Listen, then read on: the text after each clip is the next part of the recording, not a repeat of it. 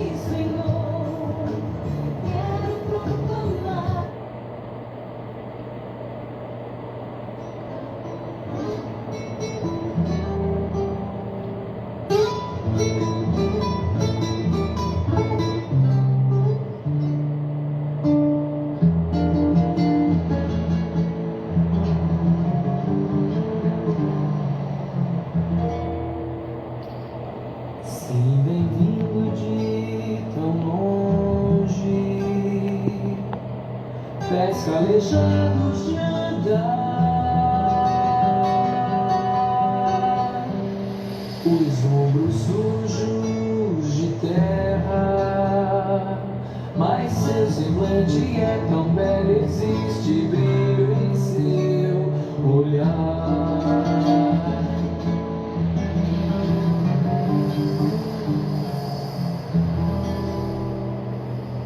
O caminho é pesado e é preciso descansar. Pão, vinho e muito repouso. Oh, abre a porta e o convide pra contigo então cear.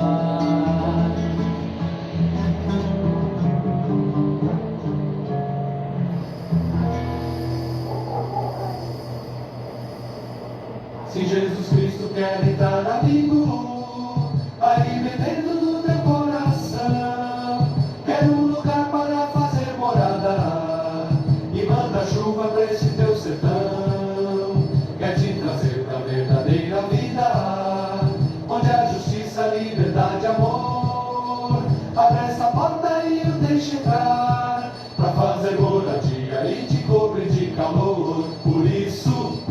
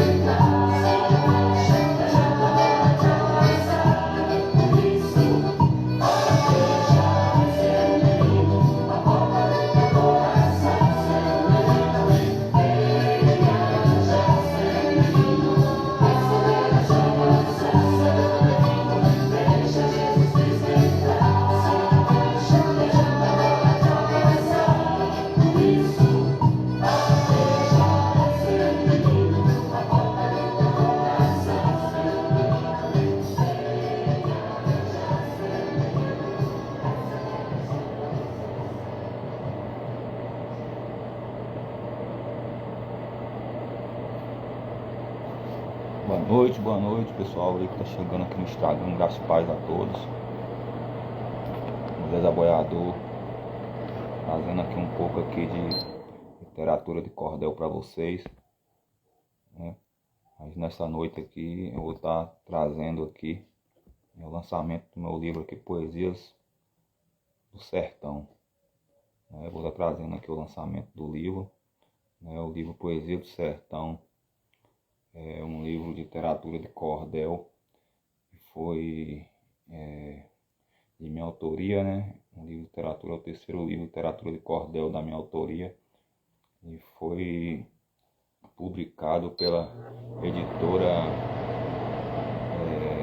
Viseu, né? O livro publicado pela editora Viseu em 2024, né? Ele iniciou a publicação dele em 2024, né?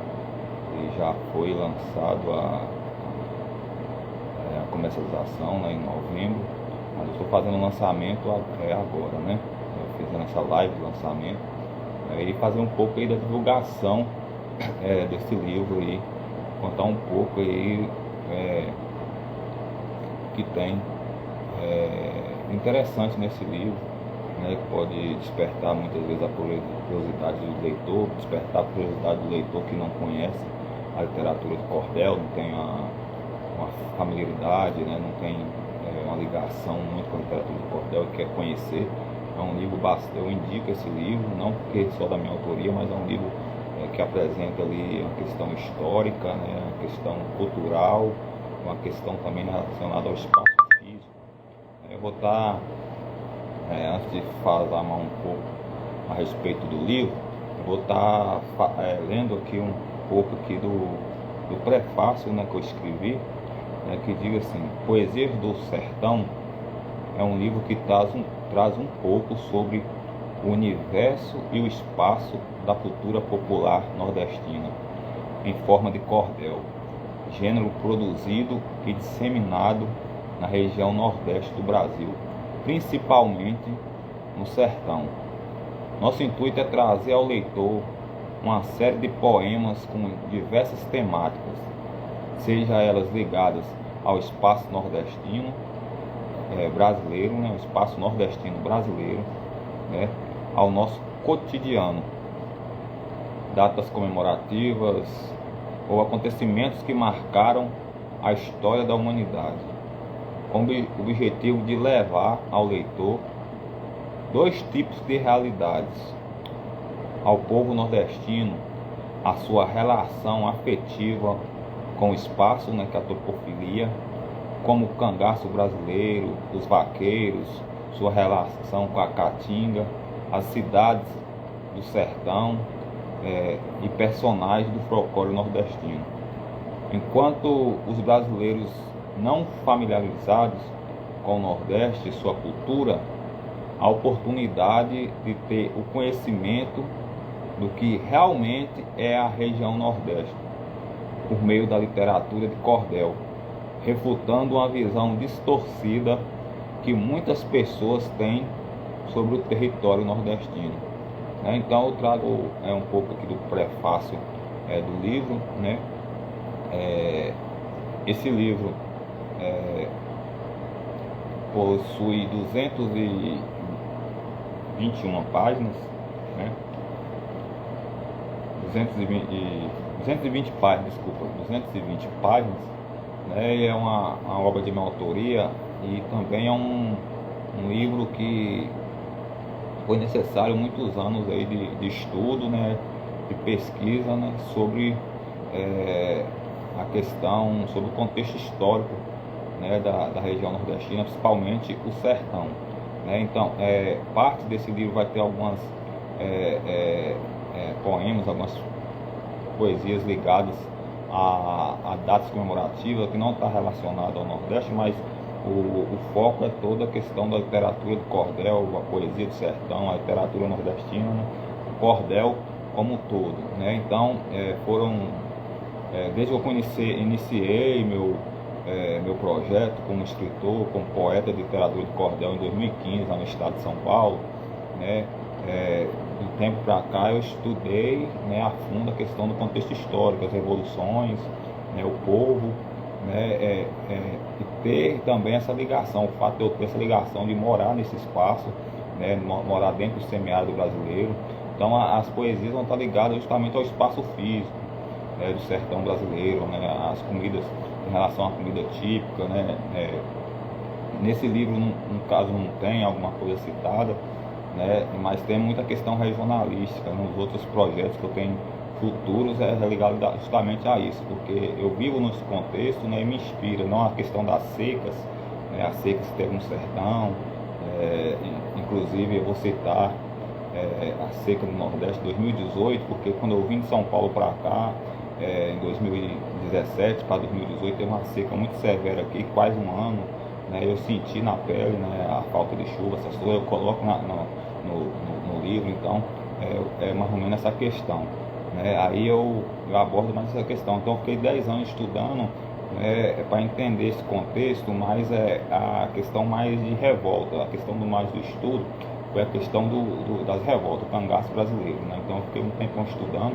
então vai ter vários trechos sobre o cangaço brasileiro. Então quando eu traço esse espaço nordestino pela literatura de cordel, o poema do sertão, o poema do sertão ele vai focar, né, quando o contexto é regionalismo, sertão brasileiro, ele vai focar essa região justamente do norte de Minas, né, até aí o estado do Maranhão. Então eu vou descrever alguns poemas relacionados justamente a isso, relacionado a vaqueiros, relacionado a caatinga, relacionado, né, ao cangaço. Então vai ter essa ligação, porque justamente é o espaço, né, como diz, que eu vivo, né, e convivi, né, toda a minha vida, né.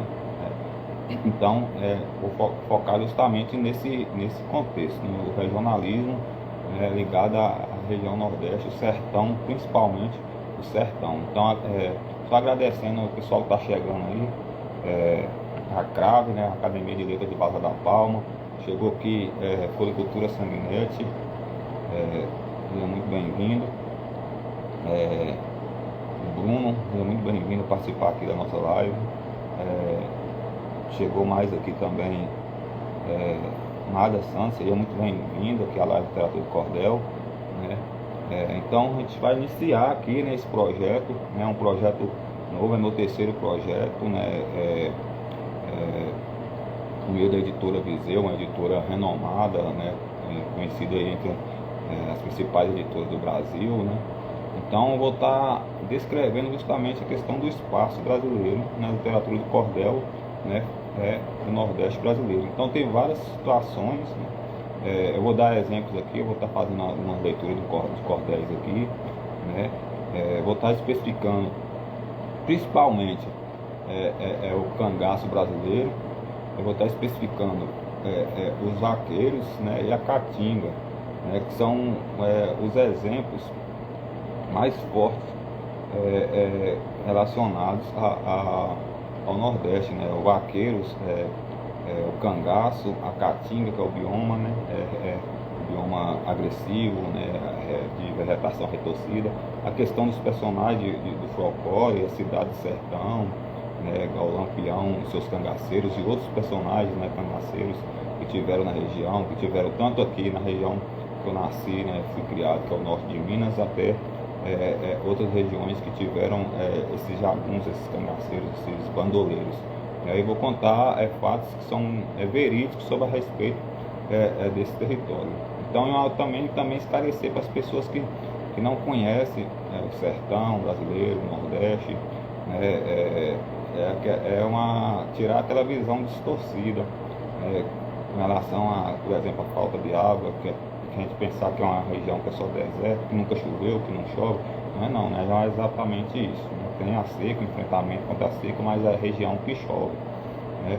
Então contar o contexto do cangaço, né, a questão do banditismo, né, o verdadeiro contexto. E eu tento trazer também no livro Poesia do Sertão, eu tento trazer também a perspectiva cristã, embora seja a poesia popular, mas eu consigo trazer para os meus cordéis a questão cristã, né, perspectiva cristã. Eu consigo trazer ali um pouco do cordel cristão, né? Então consigo articular o popular e o cristão, né? Porque, por exemplo, eu trago a questão da figura do cangaceiro, do bandoleiro. O bandoleiro, o cangaceiro, ele era, ora, buscava, como diz, ele vivia em dois caminhos, né? E a palavra de Deus, né? A Bíblia fala que nós não podemos cochear em dois pensamentos, né? Então a Bíblia fala que nós não podemos cochear em dois pensamentos, ou ficar no lado do bem ou mal ao mesmo tempo, né? Então a Bíblia já traz isso. Então eu trago a perspectiva do cangaço, porque justamente os cangaceiros, os bandoleiros, eles perduravam os dois caminhos. Ora serviam a Deus, ora serviam o diabo, ora acreditavam em Deus, ora acreditavam no diabo. Então eu vou trazer também essa questão dessa linguagem, né? E trazer na perspectiva cristã a consequência de escolher o lado errado da vida. Eu vou trazer também, que eu vou fazer a palhinha, o cordel de Antônio Conselheiro. Eu faço ele num tipo de cordel simples, eu trago ele por cordel metrificado, né? Uma forma de septilha, né? Justamente o Antônio Conselheiro também, que foi um religioso, né? Ele não foi um cristão em si, então ele tinha, como diz, uma religiosidade, né? Dentro ali do contexto de Canudos, e teve uma consequência disso, né? De não buscar o verdadeiro caminho, né? Que é a religião, que é religar a Deus. Então eu vou contar todo o contexto dos bastidores, em forma de cordel de Antônio Conselheiro, né? Da revolta de Canudos, que muitas vezes as pessoas não sabem, né? Então eu trago essa questão também, né? Então tem a questão do cangaço, né? E a volante, a polícia, né? A polícia era corrupta, né? Os cangaceiros eram bandidos, a polícia era corrupta. Então tem essa questão, que muita gente foi essa questão, só os cangaceiros eram bandidos, bandoleiros, homens sanguinários, mas também a volante, a polícia na época era cruel e covarde, né? Isso aí que as pessoas têm que saber, a questão da história, né? Principalmente do cangaço brasileiro. Então eu trago um pouquinho a palhinha para vocês. Eu vou estar fazendo algumas leituras de alguns cordéis, né?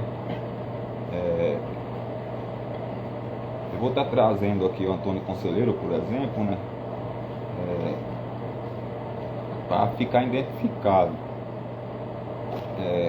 o que foi a figura de Antônio Conselheiro, ali o líder ali da revolta de Canudos.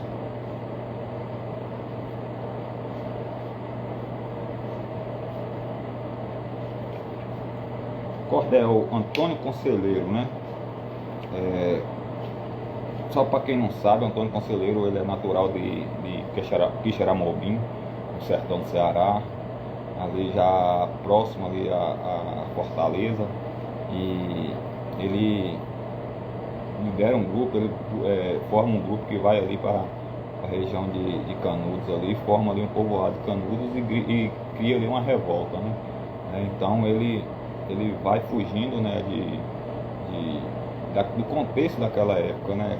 Sequidão, né? Procurando outros locais melhor para viver. Só que ele virou, assim como os cangaceiros, né? Ele virou um revolucionário na perspectiva, assim, de lutar contra o Estado, né? Na sua luta ferrenha ali contra o Estado.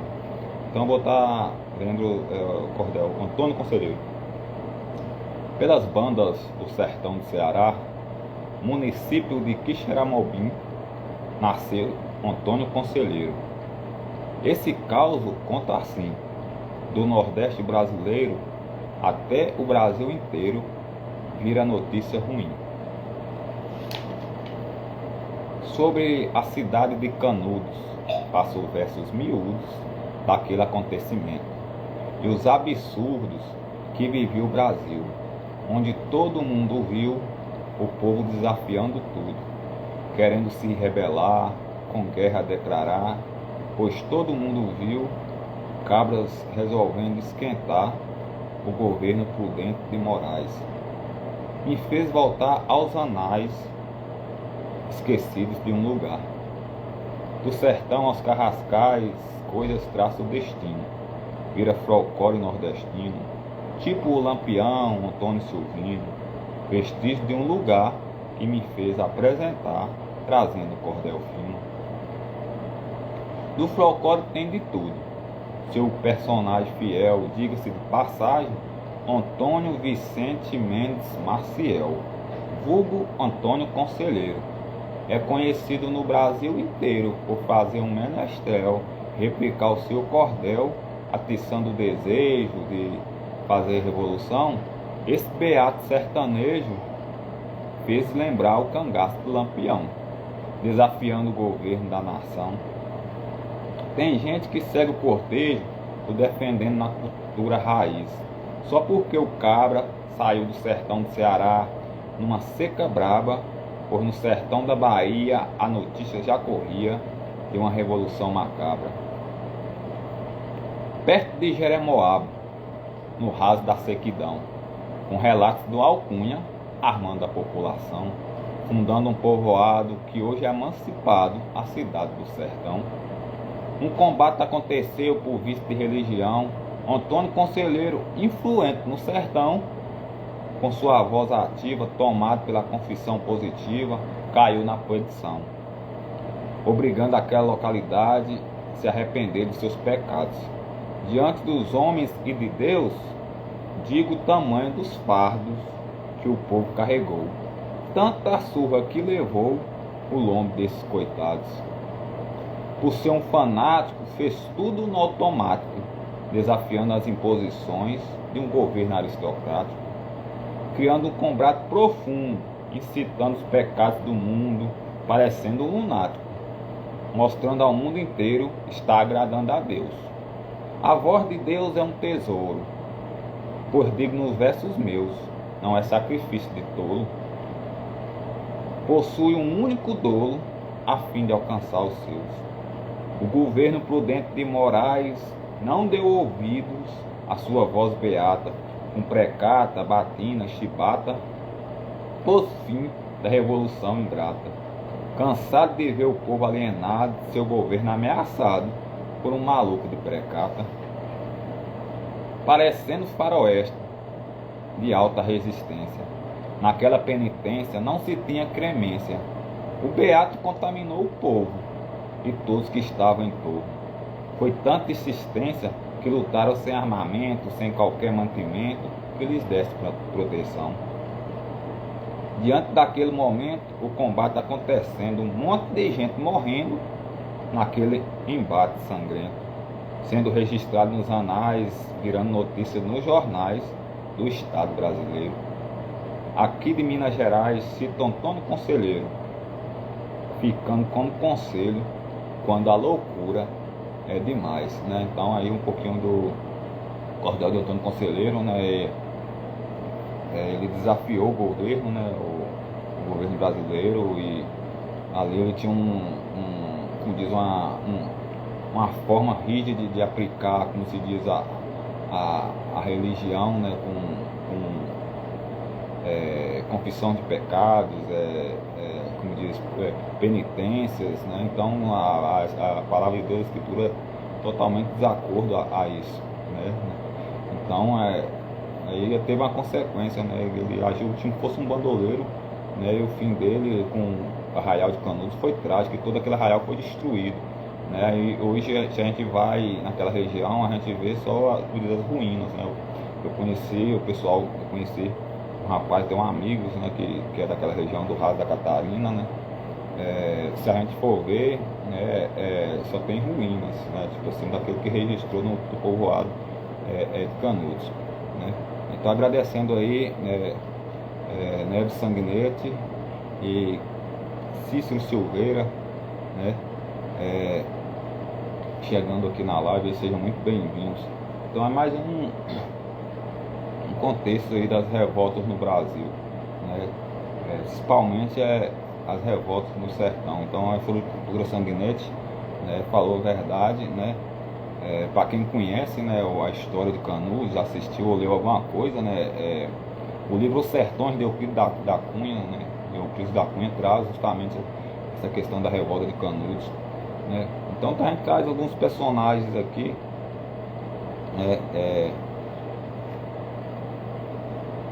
a gente pode trazer aqui, vou selecionar mais outros aqui.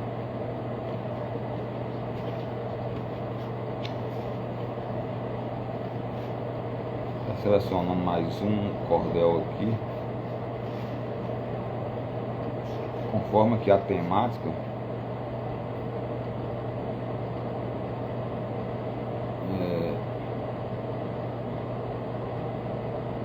eu vou estar trazendo aqui conforme a temática, vou estar trazendo outra, uma questão de revolta.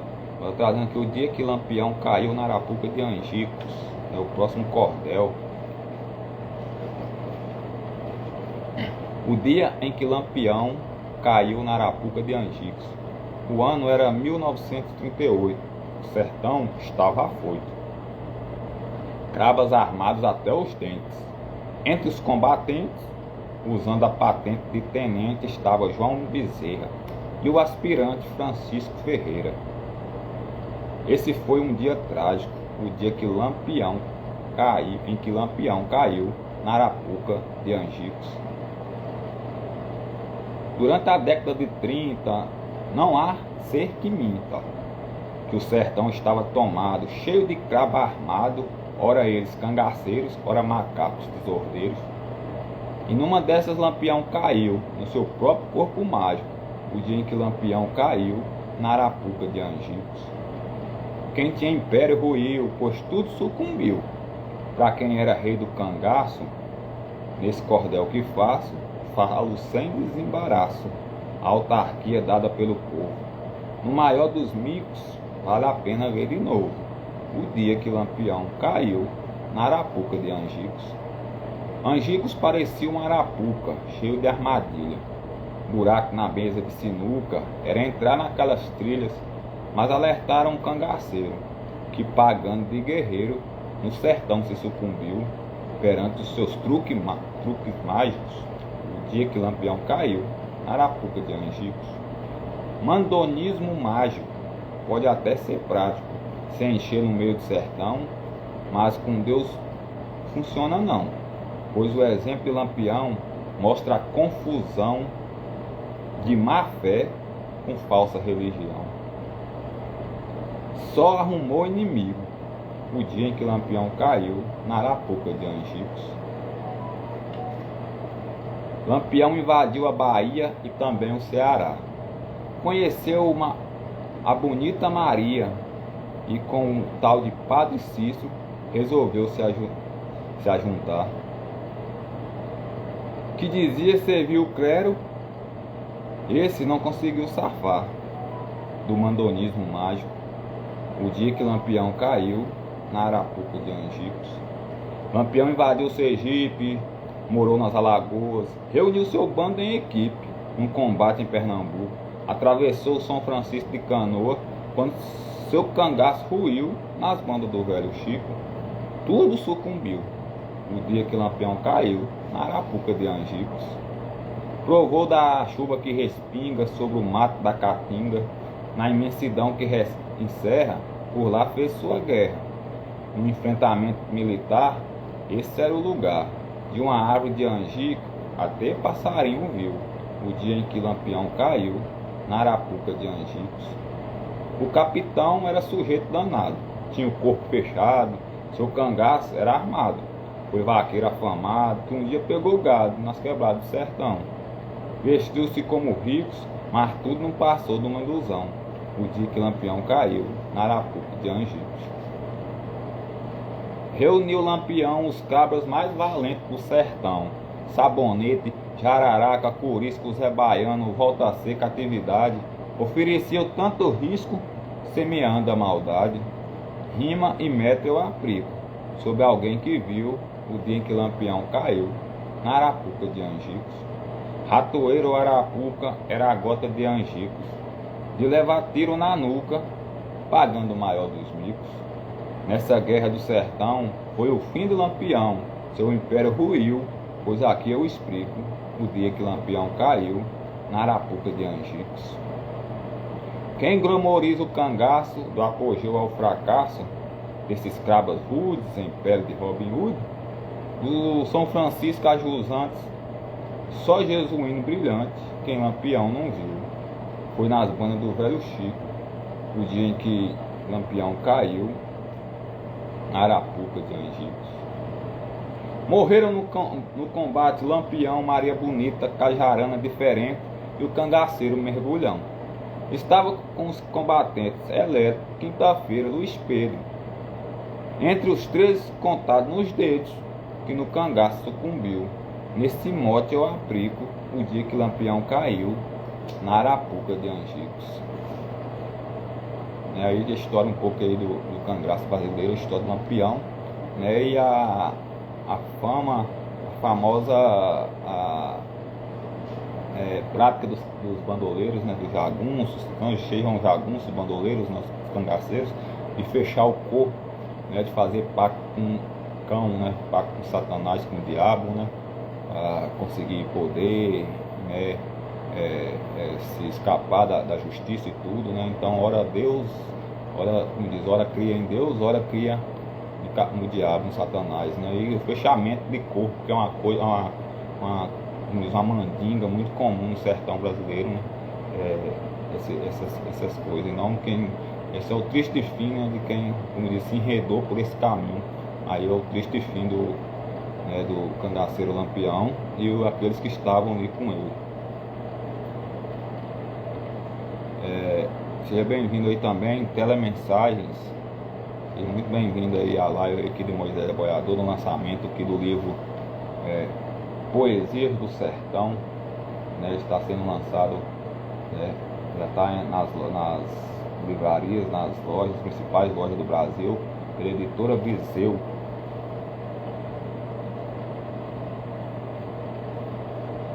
Vou estar trazendo agora, né? Vou trazer mais um cordel aqui, bem temático, né? Com relação ao que coloquei no prefácio.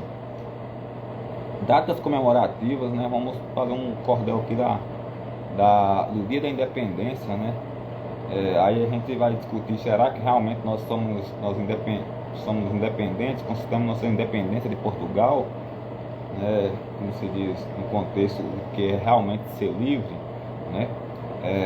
Dia da Independência. Vou fazendo a diferença no cordel da Independência, resolvi marcar presença.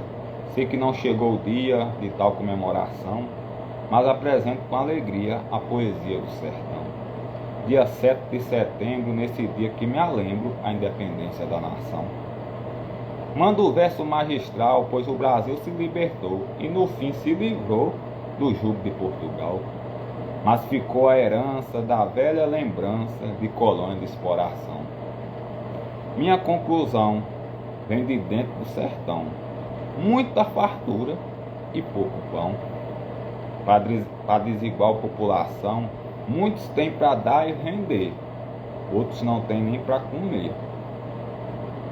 Quase 200 anos se passou dessa tal revolução, mas ainda continuou a maldita exploração, que torna o país desigual, nem escolhe local, sobrando a corrupção. O que adiantou gritar independência? Vivemos na dependência das grandes potências no cenário mundial. Estamos na falência, produzindo tanto mal. Se não fosse a tal corrupção, talvez estivéssemos limpos, passando tudo a limpo as marcas da podridão. Com seu jeito facial, desde o período colonial, o charlatanismo monarca já deixava a sua marca. Pelas terras de Santa Cruz, que também é Vera Cruz, se ainda existe uma luz, vou continuar sorrindo, não me poluindo, caminhando com Jesus. Como um bom nordestino, por ironia do destino, sempre questionei a independência. Por manter a dependência, mantendo os privilégios, sacrilégio é ver a população sofrer assédio, causa até tédio. Esses sujeitos maldosos gabam-se de poderosos, tipo a nobreza e o clero em colônia de exploração.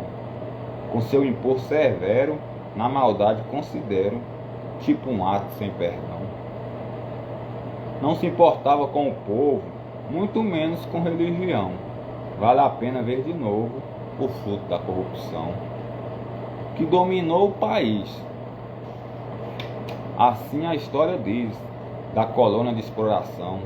Nos libertamos de Portugal, muitos acham genial, mas a dependência continua. Um político comendo caviar e pobre morrendo nas ruas. Coragem eu tenho para falar, a verdade nua e crua. Se você vive e acha que está livre, pense nessa tal liberdade. Aceitar as escolhas da sociedade é viver no Brasil colonial, se submetendo ao jugo de Portugal. Não aceita a corrupção, muito menos a falsa religião, qualquer tipo de podridão que nos faz colônia de exploração, tirando-nos o sentimento de nação.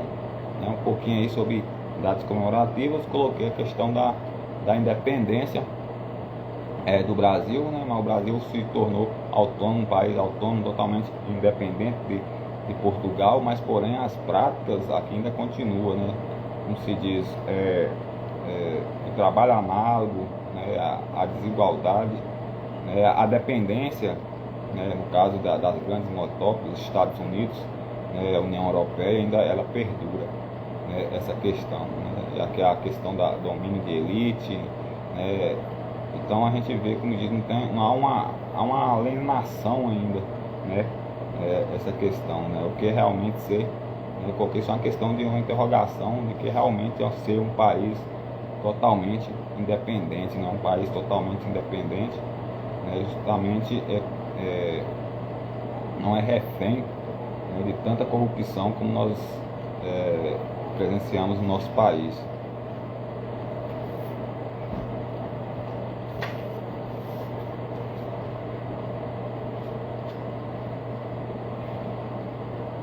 Está trazendo aqui também mais outra temática.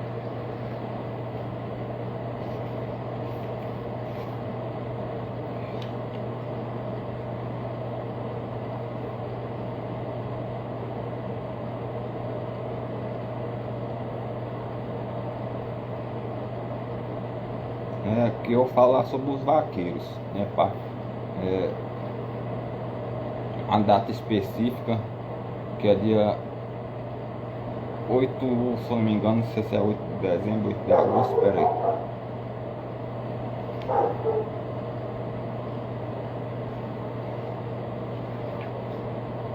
aí. Dia 19 de julho, na verdade, eu comemoro essa data, o dia do vaqueiro nordestino. Aí eu trago esse cordel. Esse 19 de julho é um dia que me orgulho da profissão de vaqueiro, que no sertão altaneiro é herói do Nordeste brasileiro.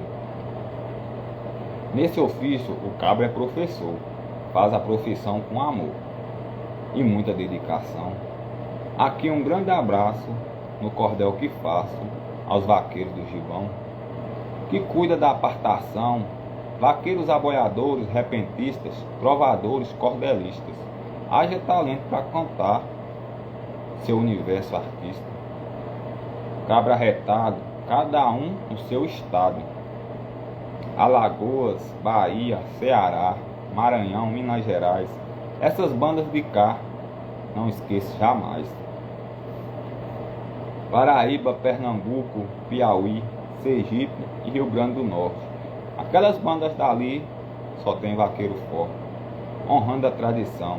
E nessa inspiração vou fazendo o verso à mão ao grande herói do sertão. Então, especificando aqui a data, né, do vaqueiro nordestino, de 19 de julho, né, e especificando o espaço, né, trazendo aqui o espaço que é de cultura do vaqueiro nordestino, né, encourado, né, justamente essas regiões, né, esses estados que eu citei aqui, né, o estado, né, o norte de Minas, né, a Bahia, Ceará, Alagoas, Maranhão, né,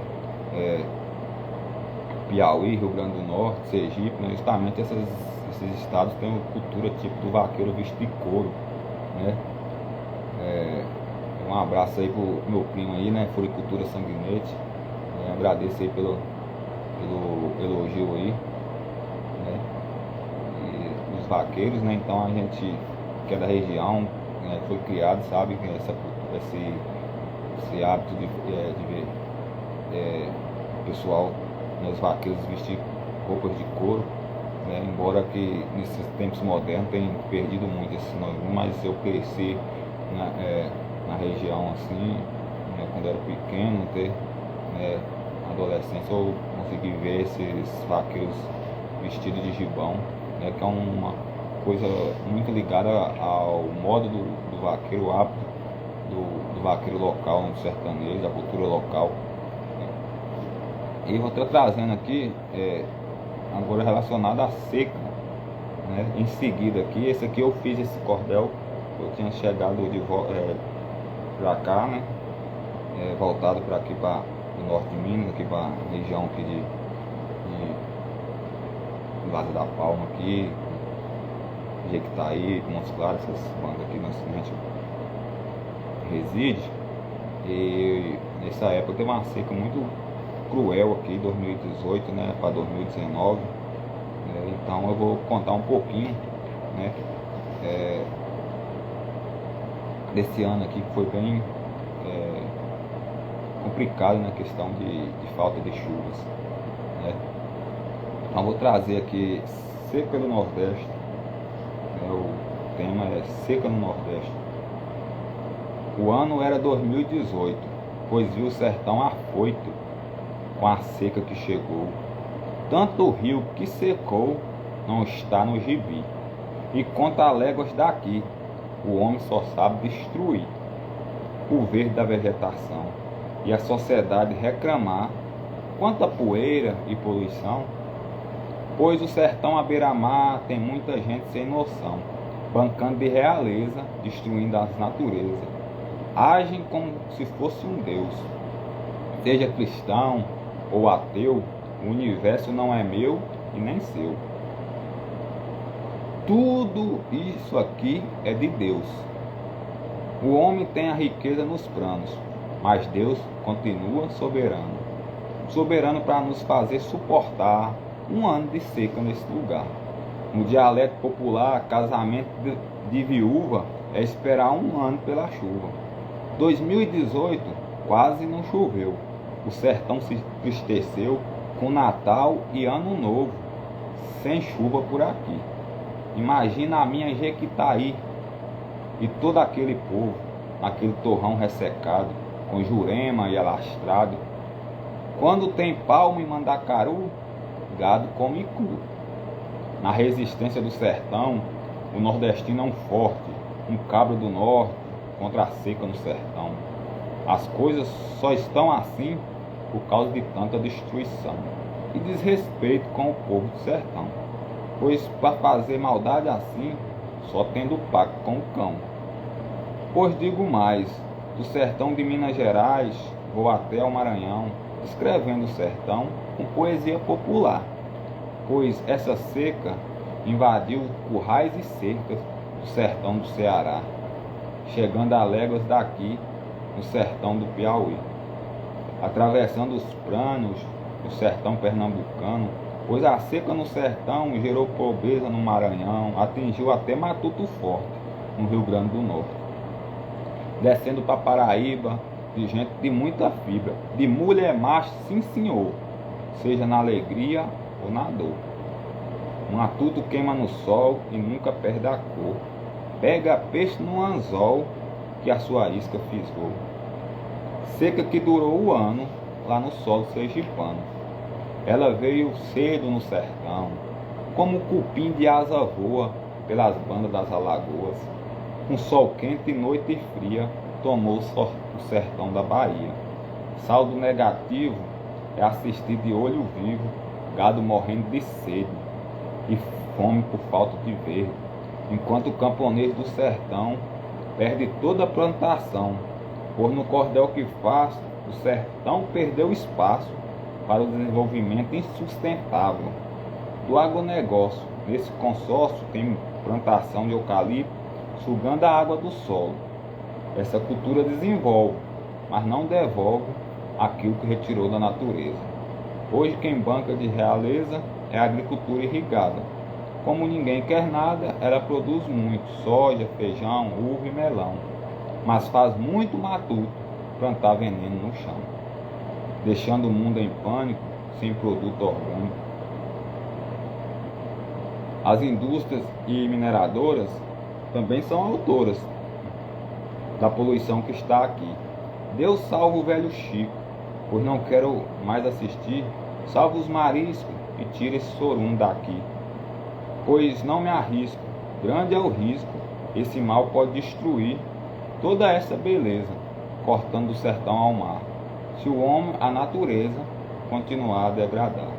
Pois nesse ato improvável, a solução provável é o desenvolvimento sustentável, que é o mais confiável para a futura geração no desenvolvimento do sertão. Então, trazendo um pouco aí, né, da seca, né, e cada vez se agrava mais por causa do desenvolvimento insustentável, né? Mas se as pessoas se produzisse, né, energia, produzisse todo tipo de ou alimento, qualquer tipo de ou água de uma forma sustentável, não tinha esses impactos tão grandes na natureza, né? É a questão de a gente pensar.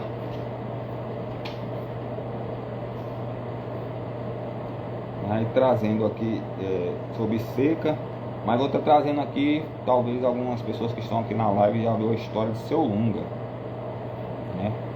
Bastante interessante a história de Seu Lunga, que era um comerciante bem ranzinza, como se diz, no estado do Ceará, né? Que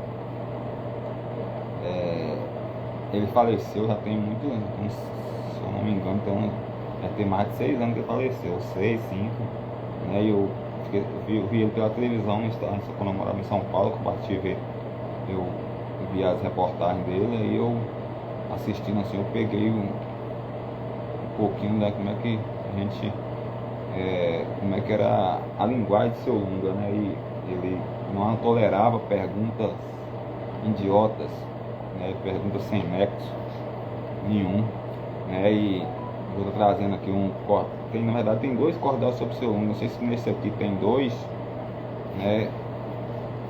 Mas é bastante interessante. Muita gente no Brasil ainda não viu, muito menos ouviu falar de Seu Lunga, pois o cúmulo da tolerância é viver nessa resmunga, pensando que o velho levava as coisas na ignorância. Para acabar com esse lero-lero, Seu Lunga era um cabra lá de Juazeiro do Norte. Sua história nunca acaba, é resistente igual madeira forte. Eita cabra da língua afiada, não deixava escapar nada, diante de tanta gente desmantelada, dando uma nota, entrando com pergunta idiota no seu estabelecimento. Seu Lunga abriu sua loja e no mesmo momento entra um cabra desatento andando pela loja procurando um machado para comprar. O cabra já vai perguntando: aqui vende machado?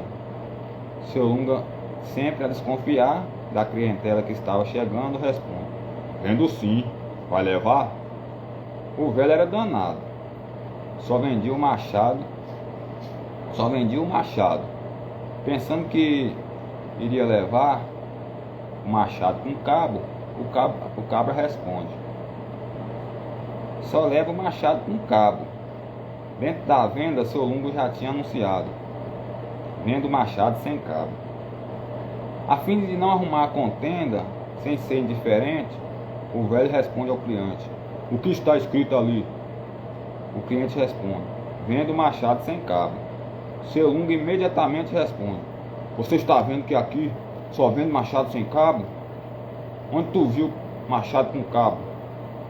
Com o tumulto ali gerado, o cabra responde: vou levar o machado. E pergunta: como se chama a madeira que se coloca cabo no machado? Seu Lunga responde: vai no mato que tu acha. O cliente já sai nas carreiras, depois de falar tanta asneira, visto com a resposta que recebeu. Como era moda no Nordeste, Seu Lunga tinha um Fusca ano 77.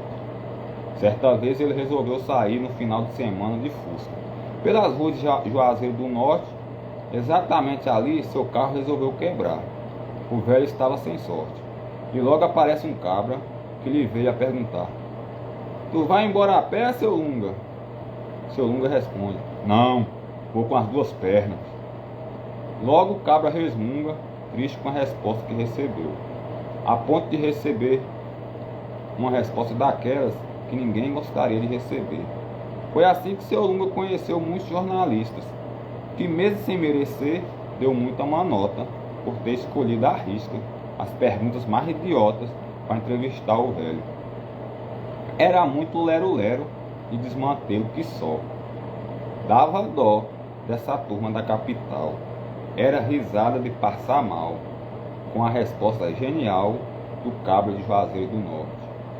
Nas entrevistas feitas sem corte e vindo lá de Fortaleza, pedindo gentileza, sempre aparecia Lena Oxa, repórter de uma grande emissora do estado do Ceará, dizendo: Poxa, seu Lunga, como é bom te entrevistar.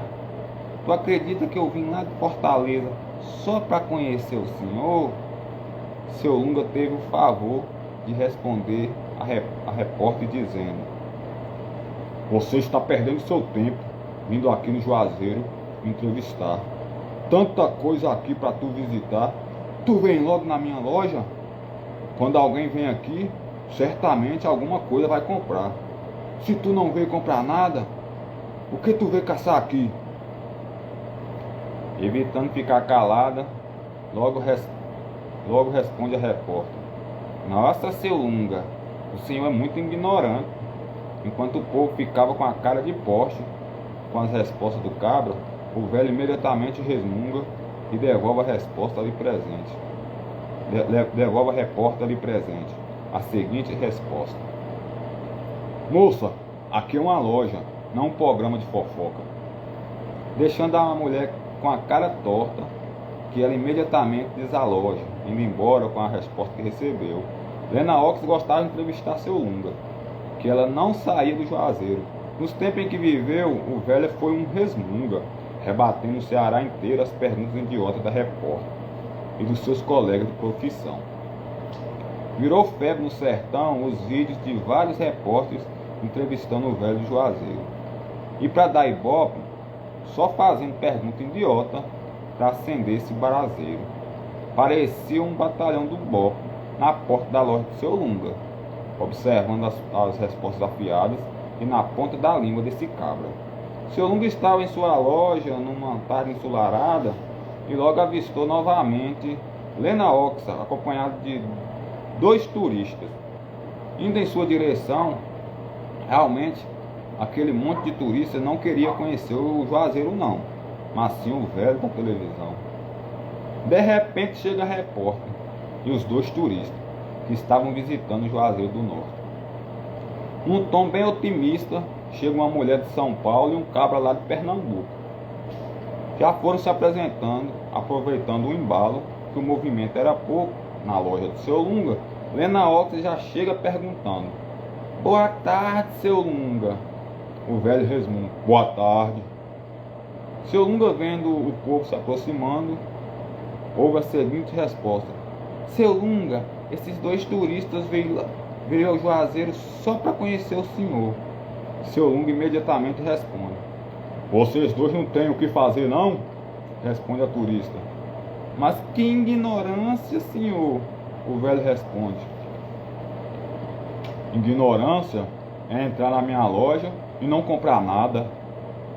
Sentindo ignorado, imediatamente a turista desaloja, retrucando seu Lunga: A gente vem aqui conhecê-lo e o senhor nos trata dessa maneira? O velho resmunga: Total desmantelo foi a senhora fazer a besteira de gastar o seu dinheiro à toa, saindo de São Paulo até o Juazeiro, vir em minha loja e não levar nada. Por que a senhora não ficou por lá? Rapidamente a mulher desaloja, depois de ter sido ignorada com a resposta que recebeu. Naquele mesmo dia, seu Lunga conheceu um rapaz que insistia em um dia ir ao Juazeiro do Norte. Ir ao Juazeiro, né?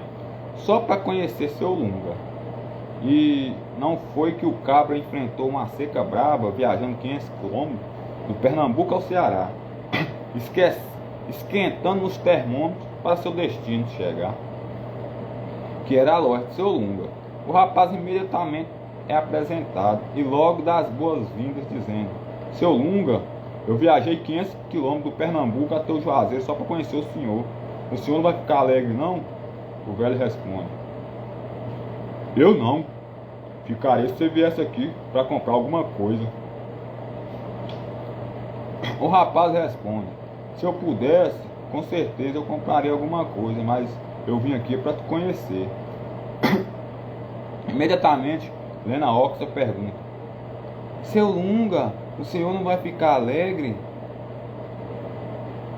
O moço veio lá de Pernambuco só para te ver.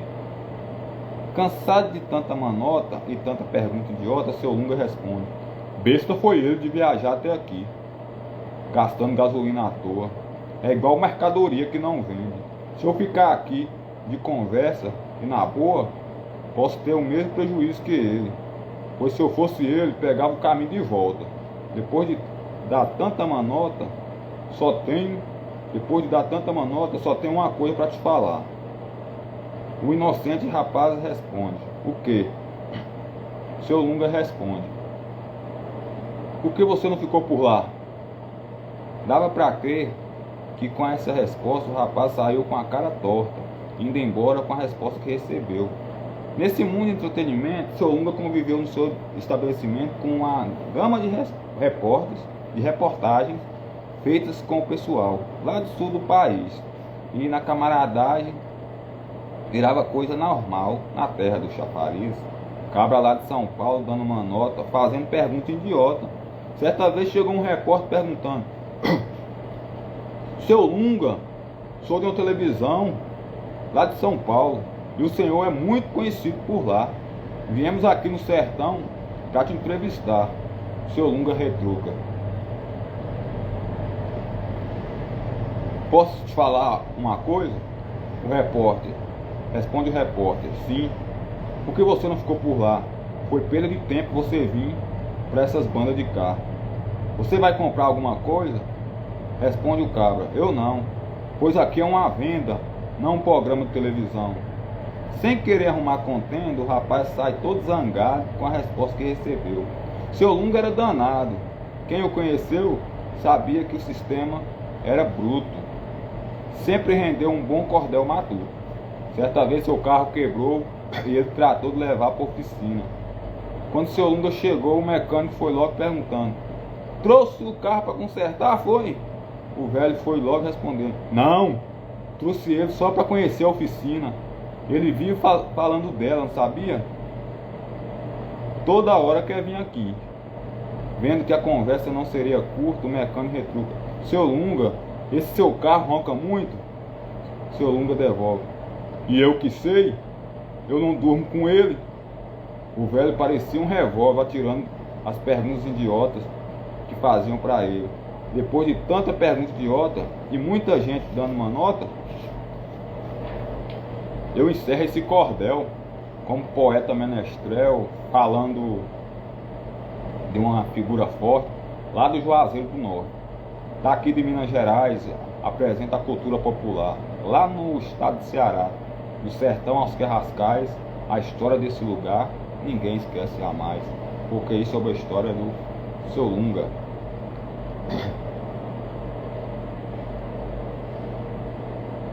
Aí pessoal, isso aí é um pouco aí do cordel, né, de poesia do sertão. Está sendo lançado aqui, né, já tem 5 meses que foi lançado pela editora Viseu, né. O pessoal que quiser adquirir, está nas principais plataformas, eu vou estar até falando nas plataformas. Quem quiser adquirir esse livro, tem ele em formato Kindle, e-book, digital, e ele no formato impresso, Poesia do Sertão, minha autoria Moisés Aboiador. Então vou estar trazendo aqui para adquirir esse livro.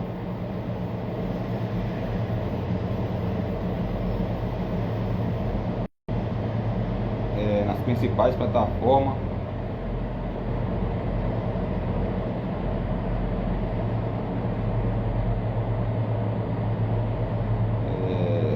trazendo aqui as plataformas que está disponível.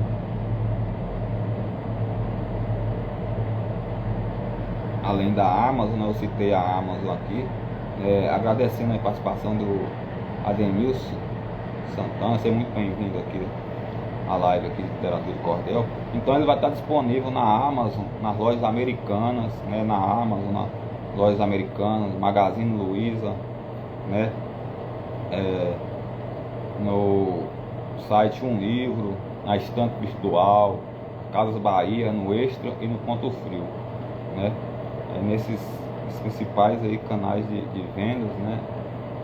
Vai estar disponível o livro, né, Poesia do Sertão, de minha autoria, né? O pessoal que quiser adquirir, sentir o desejo do coração, né, compartilhar aí um pouco do meu trabalho, conhecer o meu trabalho como cordelista, né, escritor de literatura de cordel, né, como escritor, né, e quiser conhecer um pouco a história do sertão, a questão da história também regional, né, eu trago aí um pouquinho desse trabalho aí, Poesia do Sertão, né, e agradecer vocês aí pela participação, né. Vou estar até colocando aqui os canais de venda. Quem tiver interesse em comprar, eu vou estar passando aqui o site que pode ser comprado, né, as lojas.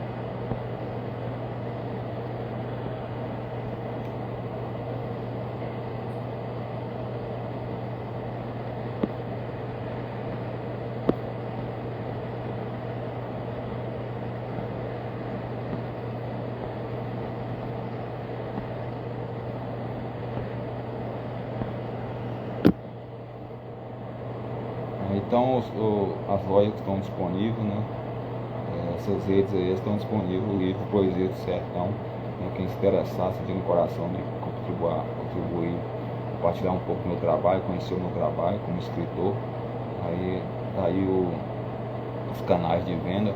Eu agradeço aí todos aí que participaram, né, o Ademilson, Floricultura Sanguinete, a Crave, Telemensagens, Cícero, Neves Sanguinete, Mada Santos, Bruno. Muito obrigado aí pela participação de vocês, né? Até uma próxima live, né? Algum tempo aí a gente vai trazer uma próxima live aí, continuando aí com o livro, trazendo aí um pouco aí de história do sertão brasileiro e literatura de cordel. Muito obrigado aí pela participação de vocês.